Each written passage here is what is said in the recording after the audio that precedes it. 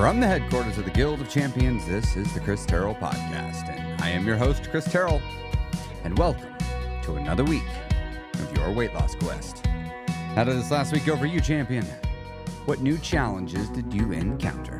But more importantly, I want to know about the failure you went through and the lesson that you got out of that failure. Come on now. Don't let a perfectly good failure go by without getting a lesson. That's your reward for your troubles. Now, if you're new here, I've lost 125 pounds myself after an entire adulthood of chronic yo-yo dieting.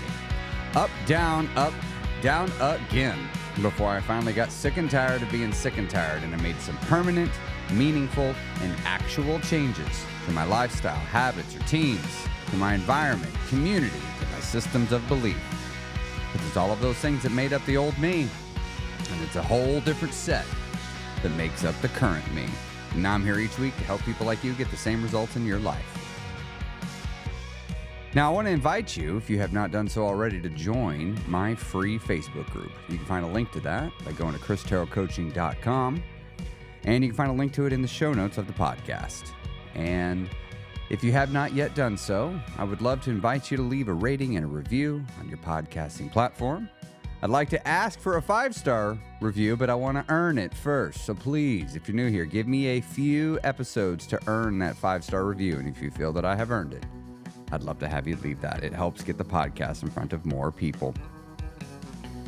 I have been in the weight management game for 5 years. For 5 years, I have been actively managing my weight. This is the longest stretch of actively managing my weight by a lot. By a lot. I don't know that I've ever gone longer, but prior to this, maybe a year, 9 months of actively managing my weight, actively managing my body. And let me tell you, I now look like a person who has been managing their body for 5 years, which is pretty cool. Turns out if you do something like that for 5 years, you will look like a person that has done so for 5 years. Turns out when you don't actively manage your body weight for 5 years or 20 years, you look like a person who's not been managing themselves for 20 years. Go figure. And I was thinking of it this morning as I was riding my bike to work. I ride a bike as my primary mode of transportation now. I've been doing that for a couple months, and I love it. But as I was doing that, enjoying my thinking time on the way here, I had this thought of like, I'm on the same journey as you.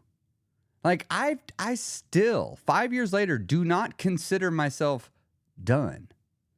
I haven't considered myself done ever. I mean, on the weight loss phase, the first half of it, don't get me wrong, I definitely expected to be done. I was looking forward to the done day. I was like, yeah, I'll be done when I hit my goal weight. I don't know what my goal weight is, but I'll be done then. And let me tell you what happened when I got to my goal weight. I was like, well, I'm not done.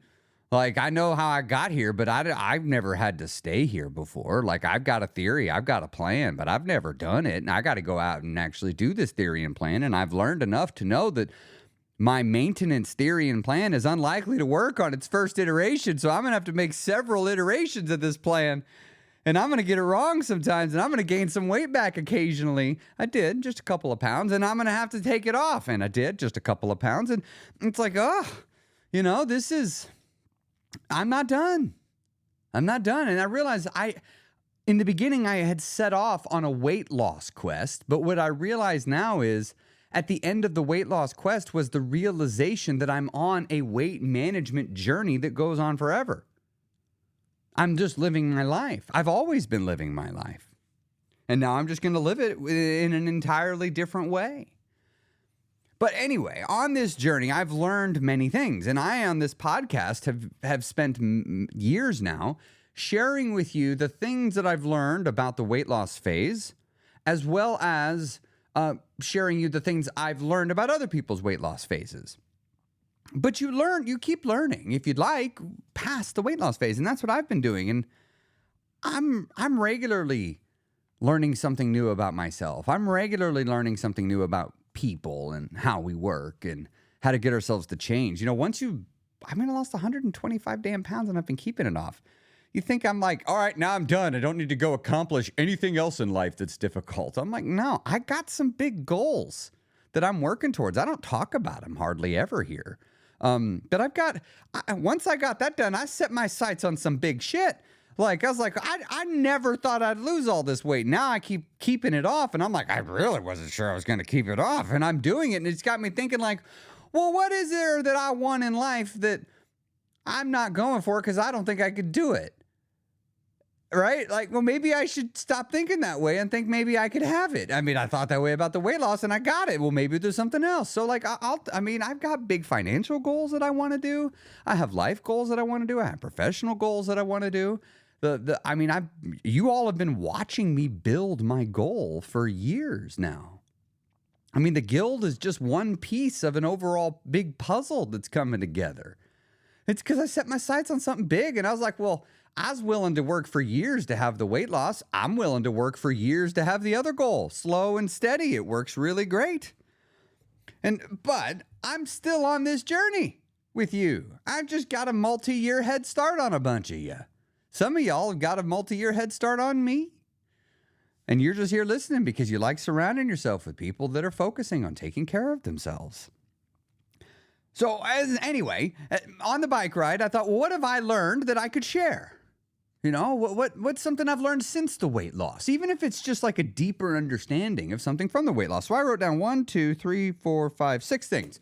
I just sat down at my desk and said, what are 6 things you've learned? Don't overthink this, self. Just write it down. Just like, because to me, they're going to feel obvious. But I'm like, none of these were things I knew before. So it's like, I know it seems obvious now, but that's just because I know it. Right? Like, isn't that weird? How like when you first learn something, it doesn't seem obvious. And then after like 2 or 3 years later, you're like, well, doesn't everybody know this? It's like, no, there was once a time you didn't know this. And so for some of the things on this list, it's the first 6 things that came out of my head. I wanted it to be just the authentic, unfiltered list. I find often these are the best. And so look, some of you might have already learned some of these lessons. Well, this is when I learned them, right? And some of you may not have learned these yet at all. Some of you might be in the process right now of learning some of these lessons. I'm not sure. But I thought it'd be fun to talk about it. I know I'd like to listen to a podcast talking about this stuff, so let's make that podcast. All right, so my ego is who got me into this mess. That's something I've learned since losing my weight. Since losing the weight, I have tried to continue to have a deeper understanding of why I gained the weight in the first place and why was it so hard for me to change? And why was it suddenly easy for me to change? What happened? And I've often been trying to understand, there's a phrase, I hear it all the time, self-sabotage, self-sabotage. I mean, that doesn't make sense. That's like I'm holding a pen in my right hand and I grab it with my left and say, I stole it from myself. It's like, no, it's just in the other hand. Like I still am holding it. Oh no, I stole it back with the right hand from the left. Now I stole it from myself again. It's like, what? That doesn't work that way. And yet we say self-sabotage all the time. And I've been really trying to understand that word. What does it mean to self-sabotage? Because I did it, which if I did it, that means I wanted it. How is doing something I want sabotaging? And yet it feels correct to say it, that I self-sabotaged. And here's something I've begun to understand. I, Chris Terrell, have an ego. You know the ego is Chris Terrell, okay? So I have an ego. You have an ego. Every human has an ego, right? It's your identity. It's the who I am. And with this ego has a whole bunch of rules, a whole bunch of guidelines for how this ego is supposed to act and how this ego is not supposed to act. Okay? We all have one. I have one. You have one. Okay. Set that aside for a second. You don't think about a lot of the things you do all day long. There's a lot of things you do all day long that you don't think about. Okay? And yet you're doing them. So what gives? What's going on here? what's happening is your subconscious mind is doing the doings. Have you ever done this? And if you drive, have you ever autopiloted your vehicle to the wrong place? Right? Like, you could be so absent-minded from the act of driving that you are driving without even consciously paying attention. And then all of a sudden your conscious brain's like, why are we here? And you sit there like, why did I just do this? Why did I just drive all the way over here? All of a sudden the conscious mind checks back in. It's like, yo, what's going on? Why are we here? We were supposed to be over at the Walmart. Why did we just drive to our old house? We haven't been here in 2 years. We have no reason to be over here. Why are we here? Why? Because the subconscious mind saw a road, got triggered, and then just started driving home because we once did this once upon a time, right? Okay, so your subconscious mind, that is what takes over when your conscious mind isn't present.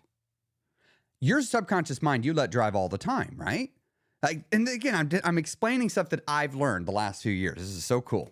At least I think so. I hope you find this interesting. Hey, if you're on Spotify, you can leave a comment in the show notes. It's a cool feature Spotify's added.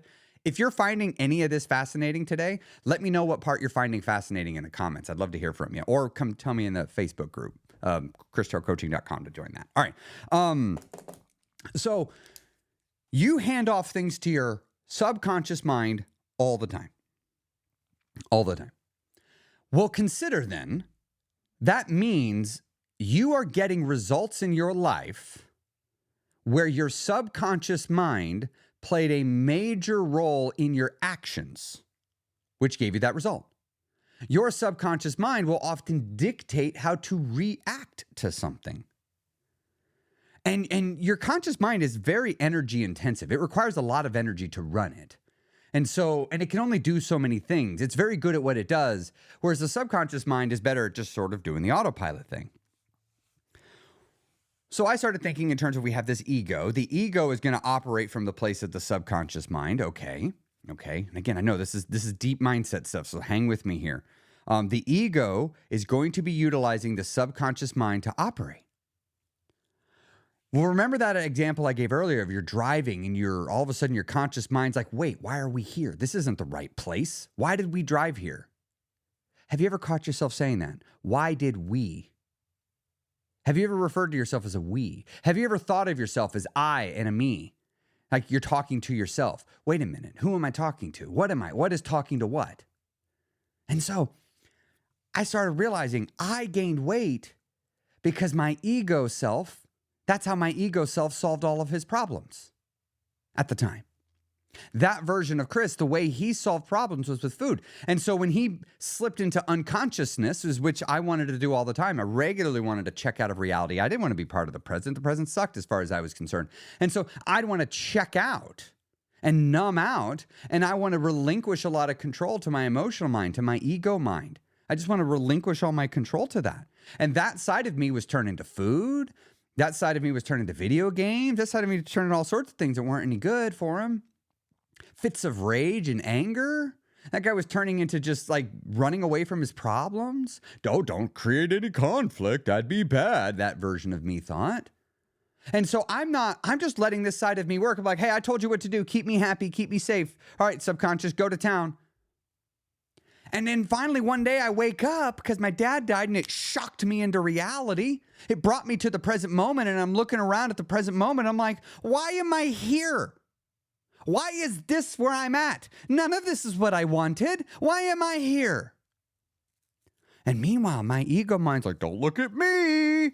Don't look at me because you'll see it was all me that did it. No, don't look anywhere. Look anywhere but here. Don't look here. I'll bet it was the carbs. That's what it was. It was the carbs. Don't look over here. Oh, it's your body's broken. It's not my fault. You gave me a faulty body to work with. Oh, don't look at me. It's the genetics. Oh, don't look at me. I'm going through this health thing. I don't know, right? The ego is like throwing anything. Just like, don't look at me.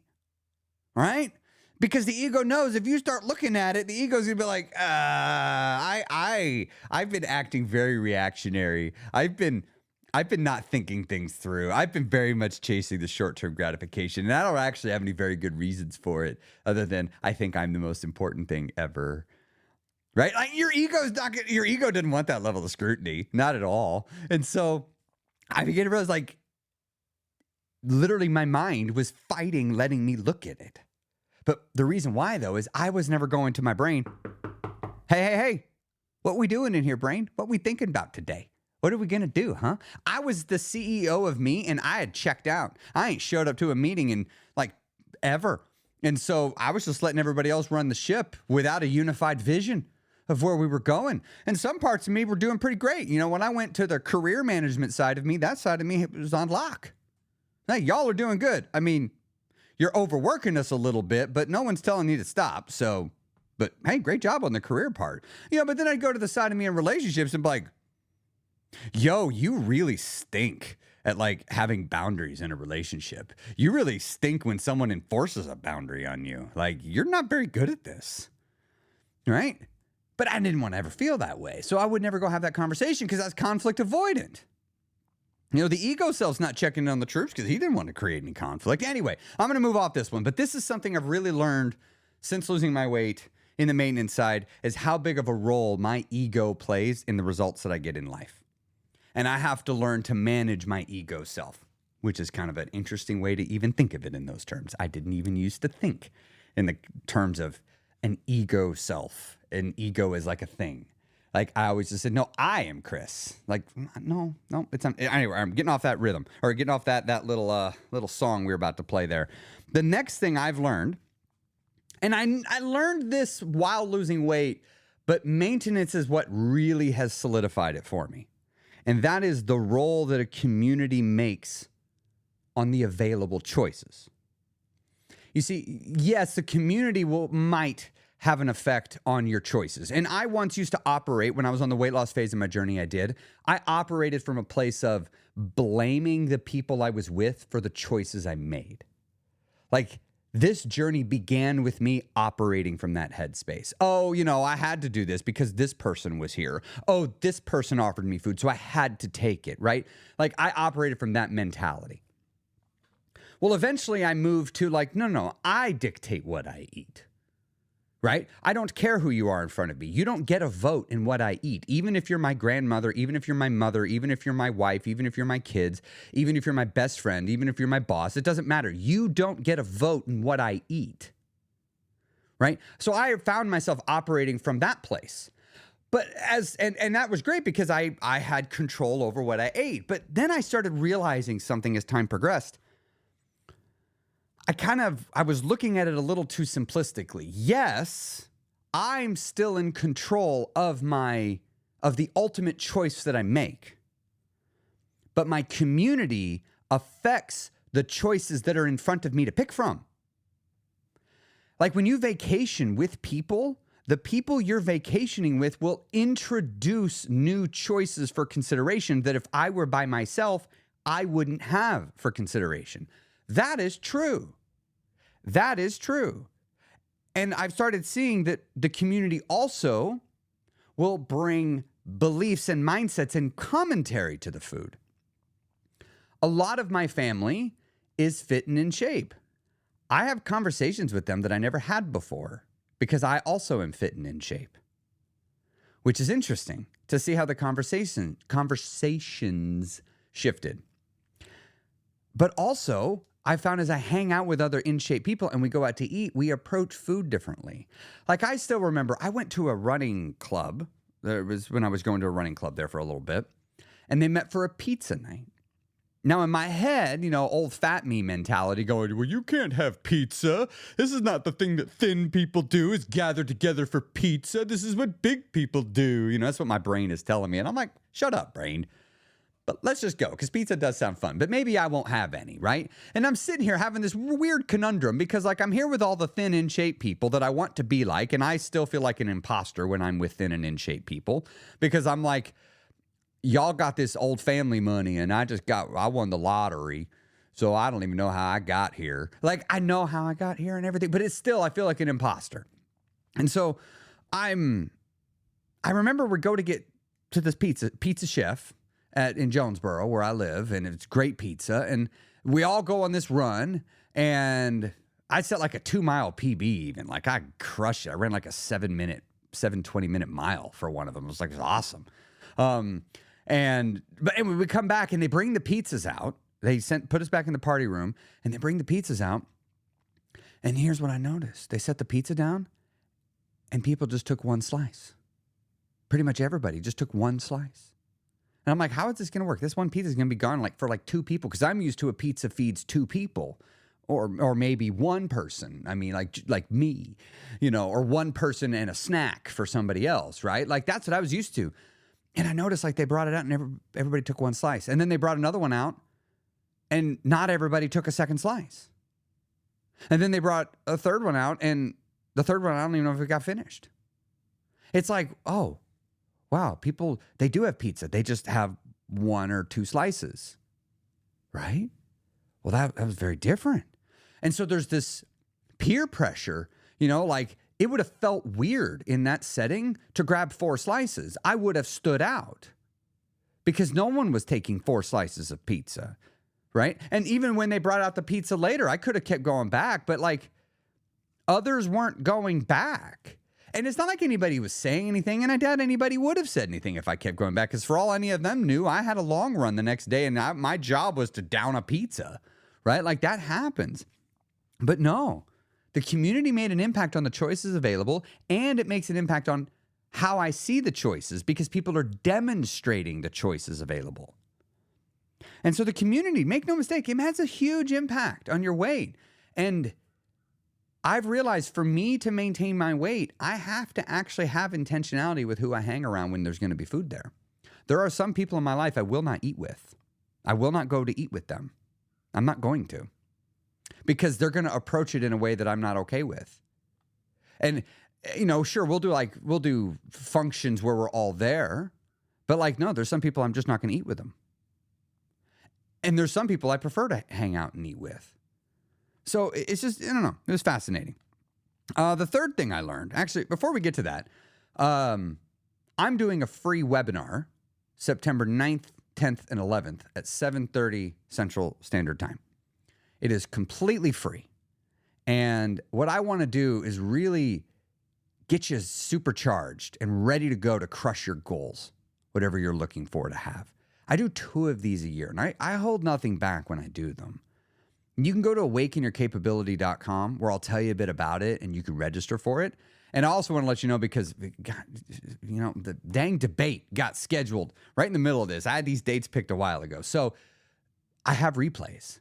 So if you register for the event, you'll have access to the replays. Now, if you're a guild member, it'll be added to your guild library, and you'll always have access to it. But anyway, I just wanted you to know that I'd love to have you come to this, and it's designed to be transformational. It's designed to help you. I want you to walk away feeling really energized, ready to go, and having learned a thing or two that's really going to help you.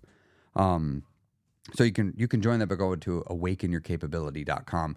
And that's the top link in the show notes here of the podcast. So if you just open up your phone, you'll see a link there. You can tap it even while you're listening, and you could register for it while I keep talking. All right.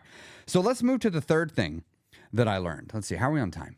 Oh, we're good. All right. It's easy to gain weight, but it's also easy to stay the same. Losing weight still sucks. That's what I've learned 5 years later. Losing weight still sucks.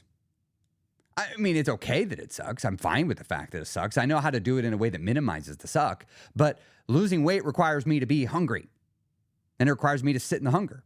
That's just how it works. I still get to eat all sorts of foods, but I got to be more intentional. And look, when you're down here on this end, you got to be way more intentional. But it's easy to maintain weight by comparison. Losing weight is much harder than maintaining weight. And you know what? Gaining weight, though, is easier than maintaining weight. But maintaining weight is easy. This is the thing that I've had to realize. It is actually easy to maintain your weight. Now, it's not easy if you don't have emotional eating under control, or you're not doing anything with it. If you're not addressing your emotional eating. No, maintaining weight is really difficult. Really, really hard. The single biggest thing that regularly shows up in my life to ruin my day, to ruin my weight management dreams, is not carbs. It's not even my trigger foods. It's my emotional eating. That's the biggest threat. That is the biggest threat, is my emotional eating. But I found as I work on that, maintaining becomes really easy. I'm shocked at how easy it is. So you know what I found? One of the biggest things, this is a little bonus thing I learned with this one. The biggest thing to help you maintain your weight is to eliminate stress in your life. Eliminate stress in your life. Actually, that ties into one of the ones later, number 6. We're going to get to that one now. Eliminating stress in my life has made maintenance so doable. Now, eliminating stress in my life, however, that was hard because that required me to cut out relationships. That required me to add relationships to my life. That required me to alter my career. That required me to alter my how I interact at work, even after I made the shift. That made me had to change where I lived. Need to maybe change my spending habits, where I ate. Like I had to really touch a lot of parts of life and make adjustments to reduce the stress. But you know what? Even after years of fiddling with my life to optimize it, I still was dealing with intense emotions because some things have intense emotions. Like if you get in a romantic relationship, y'all, I don't know if anybody knows this, like, yeah, sometimes couples have disagreements. And you know what? Those disagreements sometimes are hard to deal with emotionally. And you know what? I have stepkids in my life now, that introduces stress. I have a family in my life, that introduces stress. I have finances in life, that introduces stress. I've realized like you can do everything possible to eliminate every source of stress in life, but at the end of the day, life has problems. Like that's just pretty much everybody's life has some degree of problems in it. And so what I discovered is it's easy to maintain my weight when I have my stress levels low. It's easier to keep my stress levels low when I adjust my environment. So I definitely need to do that. But even after that, there's still a certain degree of stress that's intense left behind, and I need to deal with this somehow. And so I've discovered in the last 3 years that the best way to reduce the stress in my life is not to change the outside circumstances, but is instead to change my own internal reactions to what is happening outside of me. That was a game changer. To realize that I was allowing my emotions to be dictated by forces outside of my skin, and I was the one choosing to let it happen. That was a big realization for me. I needed to know that. I didn't think that way before. I used to say I was in control of my emotions. I now realize I am not in control of my emotions. Not at all. In fact, the more I try to control them, the more out of control I become. What I'm supposed to do is to learn how to live with emotions, to have them, to experience them, to express them, to process them. I need to actually have them. Because when an emotion shows up, I can't change the fact that it's here. Because when you try to suppress an emotion, all sorts of bad things start happening later. But I can't let the fact that I'm mad cause me to get mad at the person in front of me, because sometimes a person will tell me something I did that hurt their feelings. And that's hard to hear. Like it doesn't feel good to hear that. There's lots of reasons why it doesn't feel good to hear that. Well, I need to learn how to not react. When a person tells me that, I need to learn how to hear the truth of what they're saying. I have to control my impulses, my reactions. You know, I realized like I was often asking people to do things I was unwilling to do. You know, you ever found yourself in a situation you're upset with somebody and you find like, you need to calm down. But really you're saying like, you need to calm down. And I'm sitting here, I started thinking about that and I was like, how hypocritical. You need to calm down because if you can calm down, then I can calm down because you can't calm down. That means I can't calm down. Sitting here thinking like, well, wait, what if it's the same for them? What if they can't calm down because I can't calm down? What if I'm asking them to calm down, but me stay upset? Why can't I calm down? Because I'm blaming the fact that they're upset. Because you're not calm, I can't be calm. Maybe I should try to be the calm one first and then say, hey, I've calmed down. Can we tone this down a little bit? Like, hey, I've calmed down a little bit. Come on. Calm down with me. Like, I had to learn how to do that. And it's not controlling the emotion. It's learning how to feel it, express it, and release it right away in the moment. And now some of this came from understanding the concept of ego and what that is. That did lead to understanding this. And this is a whole big, deep topic that I could talk about for a long time. I've been talking about losing weight now for years, so I could talk about this for equally as long because it's been equally as long of a journey. But to maintain weight, get your emotional eating under control. And to get your emotional eating under control, get your stress under control. And to get your stress under control, get your reactions under control. The next thing I learned is, hold on, I'm circling these so I make sure to get them all. Muscle mass and strength go away really fast. Holy cow. It is amazing how fast you can lose strength. In like 2 months, you can lose a lot of strength. You can lose a noticeable amount of muscle mass in just a few months. And what's also cool, though, is you can put it back on fast. When you lose it, it doesn't take as long to put it back on, which is kind of cool. I never got to have the benefits of that before because there was nothing to put back on because I did never have it. I used to think I was strong. I mean, I sure to an extent I was strong because I had to tote around extra 125 pounds on my frame. I mean, there's going to be some muscle on you to do that. But when you lose weight, you're going to lose some of the muscle that goes with it. So you're not going to stay that big. And you don't carry as much muscle as you think you do being a big person. Like, you get some muscle, but it's very functional.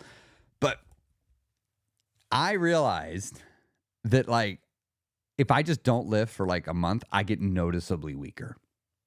Noticeably weaker. Muscles are a use them or lose them kind of thing. It's like PTO that doesn't pay out at the end of the year. Use it or lose it. That's how it is with muscles. Use it or lose it. You don't get your protein in, it's hard to keep up the muscles. You don't use the muscles, hard to keep them. You don't do any sort of resistance on those muscles, it's hard to keep them. And so if you want to get the muscle mass, you gotta keep working at it. No one becomes a bodybuilder by mistake. No one becomes big and swole by mistake. I have come to see that. It will never happen by mistake. Any of you say like, well, I don't want to strength train because I don't want to be a big muscle person. I promise that will not accidentally happen. However hard you think it is to lose weight, it is hard to put on muscles. Now, unless you don't mind having muscles with a whole bunch of fat over it, in which case that's easy. But if you want to have muscles without all the fat, that's actually really hard. And it's going to take a while. So no one becomes a bodybuilder overnight. No, it will not sneak up on anybody. Now, there's something else, though, about exercise that I discovered that's really easy. You see, when I was losing weight, I was trying to change habits, and I discovered some habits are easy to break and some are not. Some habits are really difficult because they're all mind habits, right? It's hard to meddle with the triggers. Some habits are all external triggers, right? Stuff's happening in the mind, but it's a lot of external cues. If a habit is predominantly executed due to external cues, all you got to do is mess with those external triggers and the habit won't fire off as often and you'll fall out of the habit really quickly. I discovered that going to the gym requires a lot of external cues, triggers, and efficiencies.